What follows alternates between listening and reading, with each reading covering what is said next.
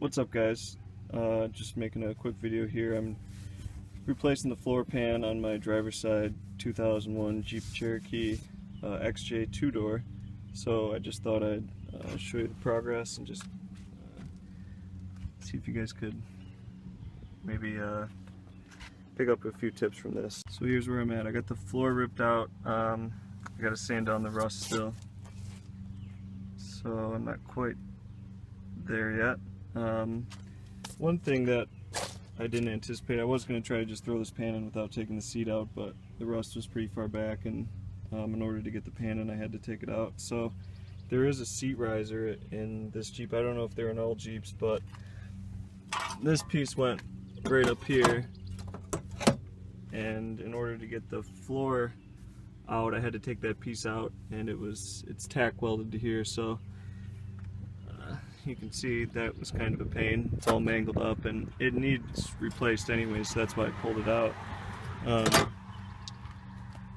But so just be aware, I'm just going to rebuild a new one. I think it's 16 gauge sheet metal, and put it in there. So those hold the front two bolts of the seat. Anyways, yeah, that's where I'm at. So it's all, you can see the marker I got here for. I got it outlined where it goes, so I know how far to cut. And so I'm just going to treat it with this rust reformer here. I heard it works pretty good. It kind of neutralizes the rust and just converts it to a primer. So yeah, anyways, thanks for watching, guys. Talk to you later. What's up, guys? So I thought I'd show you my progress here.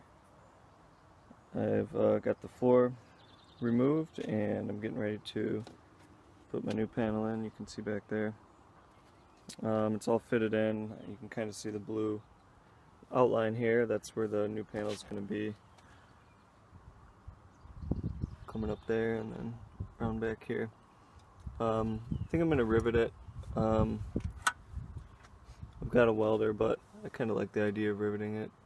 Just seems a little easier. But anyways, yeah, keep you guys updated. Hey guys, what's going on? So I'm back out here working on the Jeep. You can see I've got all the rust ground out with used my angle grinder, ground it down as best I could, wiped it all down, and then hit it with the Rust-Oleum rust reformer. Gave it a couple coats of that. So everything's pretty solid. I know it looks pretty rough right now, but I'm looking forward to getting this new pan in. So just another angle kind of the side, what I got left there. There's no flange on the left for it to sit in, so I got to rivet it to the side, and I'll show you that here. So I got the rivets in. You can see went right down the middle into the main frame rail, or the unibody frame. Got all up under there. This is the side here where I kind of had to go into, which actually worked out pretty well. I'm happy I went with the rivets over welding. The metal's so thin, and these rivets should work out and hold up over time. They're also aluminum, which is nice. They're never going to rust. So yeah, you can see around the rivets, it looks like I painted. So after I drilled, I just hit them with a little paint so the bare metal wouldn't rust as quick. I do need to get these plugs. I've had a hard time finding the right size plugs for these, so if anybody knows where to get them, maybe you could let me know. I'm not sure if there's probably something else I could use to just cover those up.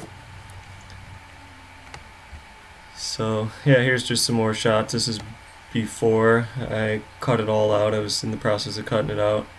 This is most of it cut out and ground down. This next shot's of the riser I made out of 16 gauge sheet metal. I just bent it at home in a homemade sheet metal grinder or bender, and then cut the rest of this out. Here it is, all primed and painted out, ready for the pan. Here's the pan installed. I'm really glad I ended up buying a pre-bent pan, because it would have been pretty difficult to get one to fit in there right with all the curvatures of the body. So anyways, I'm happy how it turned out. Let me know if you guys got any questions, any comments. Please subscribe and thumbs up. Thanks, guys.